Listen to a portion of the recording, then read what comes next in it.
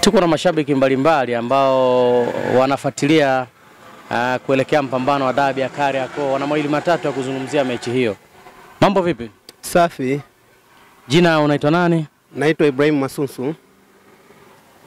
Dabi hii imekuwa na maandalizi ya namna gani na tutarajie dabi ya namna gani kwa mwaka huu? Kwa mwaka huu tutarajie dabi ni nzuri kulingana na viongozi walivyoandaa timu na usajili uliofanyika. Kwa hiyo itakuwa ni dabi ya aina yake. Hakutakuwepo na mnyonge yoyote kwa sababu upande wa Simba wamesajili vizuri na wachezaji wanaonyesha matokeo. Na kwa hizi timu ambazo zimetoka kucheza game ambao tuseme 5 za nyuma zimepata matokeo, hazijapoteza. Kila mmoja anajinasibu, kwa hiyo kwa kweli dabi itakuwa ni nzuri pia. Itakuwa ni ya kuvutia sana. Tunachoomba tu tuamke tukiwa salama. Ushindani wa namba umekuwa ni mkubwa kiasi gani hasa kwa wachezaji wa kigeni na wachezaji wazawa? Nikizungumzia kwa wachezaji wazawa, ni kweli wana ushindani, wanajifunza kwa wachezaji wa kigeni, kwa sababu tukizungumzia kwa upande wa Yanga ni kijana mmoja ambao anaperform vizuri sana, Clemence Mzinze. Anapambana kwa hali na hali, anaweka benchi wachezaji wengine ambao wanalipwa kwa gharama ya juu sana. Ukirudi kwa upande wa Simba, Kibu Denis ni mchezaji mmoja anayepambana sana kwenye dabi, ndio mtu anayeleta uhai. Ukirudi katikati pale kuna mchezaji ambao anaitwa Kagoma. Kagoma ni mchezaji mmoja mzuri sana. Yaani akiamka vizuri atatuonyesha ni nini kuweza kuirinda fence ya Simba ili usiweze kushambuliwa. Ukirudi kwa upande wa Yanga, Mdasi Yaya sio yule wa Azam. Mdasi Yaya ni kama vile amezaliwa upya. Sema tu kwa sababu umri wao urudishi nyuma. Ungekuwa unarudishwa nyuma, basi Mdasi Yaya sasa hivi tungekuwa tunazungumzia labda aende kucheza hata Barcelona, ndienda kucheza hata Man U kama vile Bwana Samata alivyoenda. Kwa hiyo ni wachezaji wa kizawa wako vizuri. Nikirudi kwa wachezaji wa kigeni, tukizungumzia sana haswa kina Mpanzu, wamekuja kuleta uhai kwa sababu ni wachezaji ambao wanaojituma sana. Ukimleta mchezaji wa Simba yule anaitwa Wawa, yule naye yuko vizuri. Kumleta Ngoma kama vile amezaliwa upya. Niseme ni mchezaji ambao anajua ni nini ya kucheza namba 8 na namba 6. Kwa hiyo ni mchezaji mmoja yuko vizuri. Nikirudi, tumeviona vilabu vingine vidogo kama Singida Black Star wamekuwa na wachezaji wazuri sana. Tunaona kina Soa pale wameongezeka kwenye usajili wa dirisha dogo. Tabora United, tunaona Azam FC na vilabu vinginevyo ambao vinashiriki ligi yetu, ligi kuu. Hii pia inachagiza dabi hii kuwa kali zaidi. Ni kwa kweli inachangiza, kwa sababu mimi nakumbuka kipindi wakati wanatangaza wachezaji kuwa wa kigeni wengi, najua ni timu moja tu ambao haikuweza kusadiki. Na tukizungumzia hiyo timu, kama mimi nakumbukumbu, ilikuwa ni Mtibwa Sukari. Ilisema sisi hatuwezi kusajili wachezaji wa kigeni kwa sababu sisi tuna academic yetu, lakini matokeo yake mpaka dakika hii wanapambania kupanda ligi kuu, kwa sababu hao wachezaji wengine, hizi timu zingine ndogo zilivyoona, kwa nini iwe Yanga tu na Simba ambao wanaosajili wachezaji wa kigeni. Kwa hiyo niseme wakati mwingine na uwekezaji ni mzuri pia. Niseme tu ningeomba tu kwa Watanzania, kwa wale wenye mapenzi mema na michezo, wajaribu kuzisajili, wajaribu kuwekeza kwenye timu hizi ndogo ili ziwe vizuri. Nikikumbuka hapa Singida kuna mchezaji anaitwa John, yule ambao sasa hivi jana tukafunga Kevin John. Sasa hivi ana magoli 7. Je, yule mchezaji angekuepo msimu mzima ungekuwa tunazungumza mambo mengine, kwa sababu tukiangalia anayeongoza ligi sasa hivi ana goli 10. Alafu kizingatia huyo Kevin bado kuna game bado ziko nyingi. Uone kama kuna ushindani mzuri sana. Mimi niseme tu nishukuru tu kwa virabu vyote kuamka. Ligi yetu itabadilika, itakuwa kama ligi ya Uingereza. Na tunaomba sasa isiwe kama ni Uyanga tu na Usimba kuchukua ubingwa. Ikiwezekana hata Singida achukue, ikiwezekana Tabora United. Wewe ni kweli ni mwanachama wa Yanga? Ni mimi ni mwanachama wa Yanga, japokuwa kadi yangu bado sijaipata. Kwa nini? Ni kwa sababu bado iko Dar es Salaam, ila ni mwanachama. Lakini kwa kweli akipanga vizuri, alafu pia akumbuke kufanya hesabu pale anapoona mchezaji amefeli. Unajua kuna mchezaji inaweza akaamka wakati huo, tunazungumzia labda kwa mfano Mdasi haya, akaamka wakati huo yuko vizuri, inua mwingine, yule Mkenya anaweza. Sasa tutegemee dabi ya namna gani? Tutegemee dabi ni nzuri kwa kweli. Dabi itakuwa nzuri pia. Back to back Simba anafungwa na Yanga, maana tunasemea ni kama back 4 hivi mpaka sasa hivi Simba anapoteza kwa Yanga. Hii inawapa ujasiri kiasi gani wachezaji ambao wanaenda kuikabili dabi ya kesho? Mimi kama shabiki wa Yanga siwezi kusema inawapa ujasiri gani. Nakumbuka wakati tumeshindwa kwenda robo finali tulijiamini sana. Tulisema hawa jamaa wanakuja kwetu tutawafunga. Na niombe tu wachezaji wa Yanga wasijiamini sana, kwa sababu wasije wakasema kwa sababu tumewafunga mara 4 wakasema na hii tunawafunga. Hapana, mpira ni dakika 90 uwanjani, kwa sababu mwenye kujiandaa vizuri ndio mwenye kupata matokeo. Nafikiri wao waamke, kila mmoja wajue wanaenda kazini. Na siwezi kuwabezi sana Simba mimi nikasema Simba hawako vizuri. Hapana, Simba wako vizuri. Tunapoizungumzia Afrika Mashariki pamoja na Kati, dabi kubwa ambayo imekuwa ikivuta makini ya watu wengi ni dabi ya Yanga na Simba. Kwa nini? Tunapozungumzia Afrika, dabi ya Yanga na Simba niseme ni timu ambayo ilianzishwa mfumo wa ukoloni. Sasa tunapozungumzia mfumo wa ukoloni, Tanzania ilikuwa iko kwenye utumwa. Baadaye walivyoianzisha Simba na Yanga ndivyo tulipokuja kupata uhuru. Kwa sababu tunapozungumzia si Tanzania tu, Afrika nzima. Kwa mfano kama sasa hivi dabi ya tarehe 8 ni Afrika nzima. Niliingia kwenye mtandao juzi nikaona kuna raia wa kigeni wamekuja Tanzania kuja kuangalia mpira. Unataka kunaambia wale hawana kazi zao, kwa maana wana kazi zao, sema ni burudani ambao inaonyesha Tanzania. Alafu pia Tanzania ni kisima cha amani.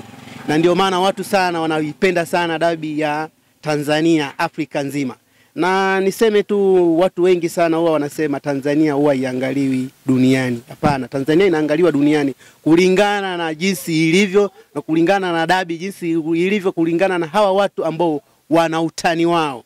Kwa mtu ambaye anakutazama sasa hivi kupitia Shegil Online TV, unamwambia nini kwa namna ya kuitumia fursa hii hasa kibiashara kuelekea mechi ya Simba na Yanga ambayo ni dabi ya Kariakoo? Unawaambia nini?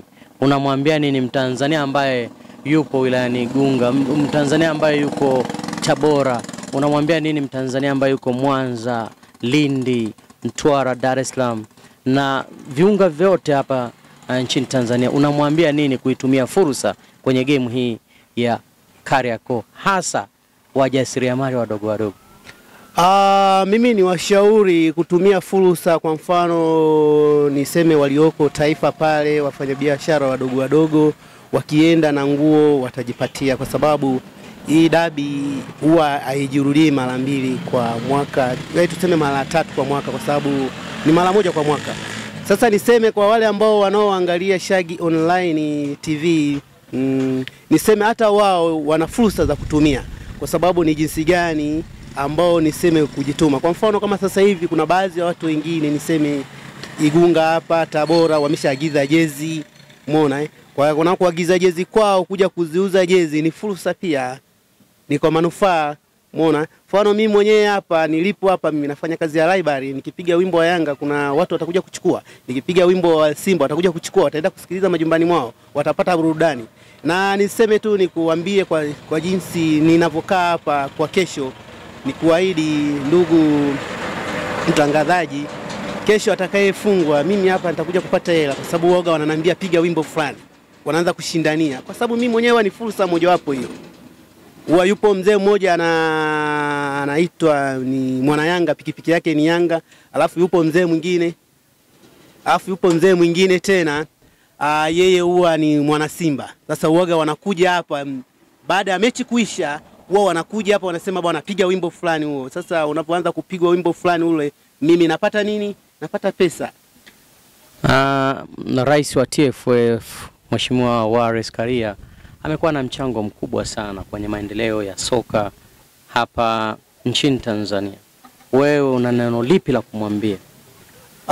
Mimi neno la kumwambia yeye ni neno tu la kusema ajitume, asirudi nyuma kwa jinsi alivyoweka mipango yake vizuri. Na niseme ni watoe wasiwasi mashabiki wengi sana, hasa mashabiki sisi huwa tunazungumzia, tunamwambia Wallace Karia ana Simba, Wallace Karia ana Yanga. Hapana, yule ni rais ambao anasimamia. mfano mimi nikizungumzia kwa kuingia kwa Wallace Karia, Yanga ameenda finali shirikisho. Tukizungumza tena Yanga ameingia robo finali klabu bingwa. Tukizungumzia Simba ameingia robo finali kama mara 4 hivi. Kwa sababu kwenye uongozi wake. Kwa maana ni jinsi gani ambao anajidhatiti sana kuviweka hivi virabu karibu ili kufika mbele zaidi. Na kitu kingine tu nimpongeze na mama pia, wakati alikuwa ananunua goli alisababisha mpaka Yanga kufika finali. Kwa sababu alivyoanza kununua lile goli watu wakasema sasa nikifunga tunapata milioni 5. Sasa hizo milioni 5 mfano akifungwa goli 6 milioni 30. Haya wagawie wachezaji milioni. Na wachezaji nafikiri benchi lote la ufundi wanakuepo kama 28. Ni watu 28. Sasa bado hizo milioni 30 ukigawa kila mchezaji milioni tayari wamepata vocha, wamepata nini, wamekula. Kwa hiyo niseme kwa kweli na mama alichangia pia. Na niseme na BAKWATA na wao wako vizuri kwa sababu na wao wako kwenye michezo wanachangia kwenda mbele zaidi. Mimi ningeomba tu Wallace Karia kama inawezekana ili tufike level ya juu na kwenye timu yetu ya taifa, basi aruhusu raia pacha. Swali la kizushi. Ulikuwa unatamani dabi hii ya Kariakoo ukiona ikipigwa labda Cairo Misri, ikipigwa Kenya, ikipigwa Uganda, ikipigwa Sudan, au ikipigwa wapi? Ulikuwa unatamani hilo? Pia mimi nilikuwa natamani sana haswa tungepigia pale Cairo, kwa sababu Cairo ni mji ambao kwa Afrika ni nchi ambayo imeteka sana, inabeba sana kombe la Afrika mara nyingi. Na virabu kama tunavyozungumzia kina Al Ahly ndio wanaongoza kubeba kombe la Afrika. Ndio wanaongoza kubeba makombe ya shirikisho. Basi hii ingekuwa rahisi, ingekuwa kuna uwezekano tuseme tu kwa sababu ni miundombinu ya kifedha na ugumu wa maisha kwa Watanzania. Ingelikuwa kama nchi za wenzetu ambao wanajua maisha ni luxury, yani maisha tu kama mfano kila mmoja kwa siku anaingiza zake labda $3, $4 kwa siku, umeona ana uhakika wa kuingiza $3 kwa siku, kwa maana huyo anaweza kusafiri kwenda Cairo. Kwa hiyo dabi ingepigiwa Cairo ingekuwa ni nzuri pia. Kwanza ingependeza kwa sababu kule kungekuwa na viara. Kwa hiyo vingeenda vizuri kwa kweli. Ningetamani sana hata siku moja tu rais wa nchi aseme bwana hii dabi moja tu, hii dabi basi ichezewe nje ya nchi. Nani anatoka na ushindi kwenye mechi ya dabi ya Kariakoo? Kwa siku ya leo kwa kweli nisiwe mnafiki, 50-50. Nimekuambia mwandishi kutoka mwanzo, mimi sitaki niingie kiushabiki sana au nishabikie niseme labda Yanga atashinda. Hii ni 50-50. Asante bwana, mimi nilikuwa na mashabiki hapa tukipiga story 2-3 kuelekea mpambano wa dabi ya Kariakoo. Niseme tu ya kwamba mpenzi mtazamaji, yani wewe endelea kula, kama una mtori wako endelea kula wakati nyama zikiwa ziko chini. Ili kuendelea kupata taarifa hizi zetu au kuendelea kuwa mwanafamilia wa Shigili Online TV, endelea kusubscribe Shigili Online TV ili uendelee kupata video zetu pindi tu tunapokuwa tumezipandisha. Shout out kwa watu wote behind the camera, pale yuko muhuni wangu akipiga kazi vizuri kabisa. Nitakwambia kwenye episode inayofuata kwamba nipo na nani kwenye behind the camera pale.